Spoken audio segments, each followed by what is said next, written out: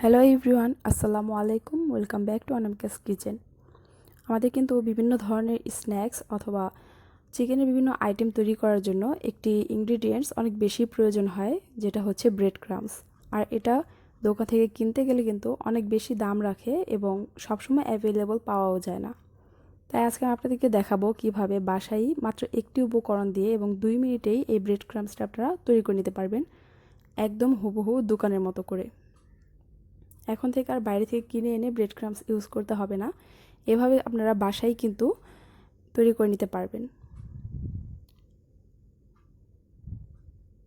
Bread ক্রাম্বসগুলো তৈরি করার জন্য এখানে আমি 4 পিস হোয়াইট ব্রেড নিয়েছি।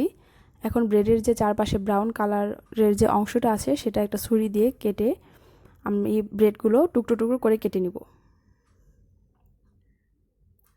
আর সাইডে এই ব্রাউন অংশগুলো কিন্তু ফেলে দেওয়ার দরকার নেই। এগুলো দিয়েও অনেক মজার মজার স্ন্যাক্স আইটেম তৈরি করা যায়, যেগুলো আমি আমার চ্যানেলে পরবর্তীতে দেওয়ার চেষ্টা করব। একে একে সবগুলো ব্রেড আমি কেটে নিব। আপনারা এটা কেটে না নিয়ে যদি হাত দিয়ে ছিঁড়ে নিতে চান তাও কিন্তু করা যাবে।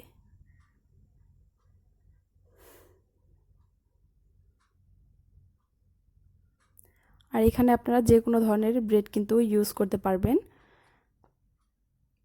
এরপর এগুলো কাটা হয়ে গেছে। এখন এগুলোকে আমি একটা ব্লেন্ডারে বড় জাগে নিয়ে নিব।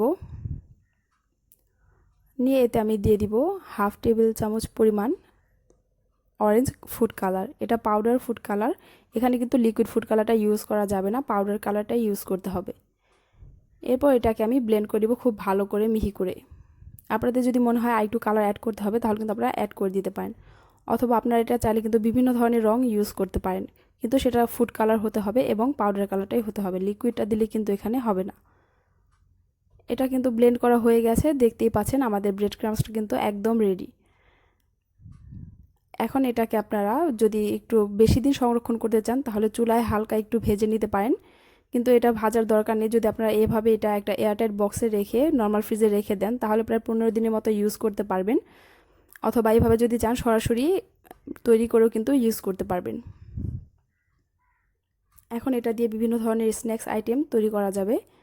আমি আমার চ্যানেলে পরবর্তীতে ওই ভিডিওগুলো আপলোড দেওয়ার চেষ্টা করব। আপনারা যদি রেসিপিগুলো দেখতে চান আমার চ্যানেলটি সাবস্ক্রাইব করে পাশে বেল আইকনটি প্রেস করে রাখবেন। আজকের মতো এ পর্যন্তই। আল্লাহ হাফেজ, ধন্যবাদ।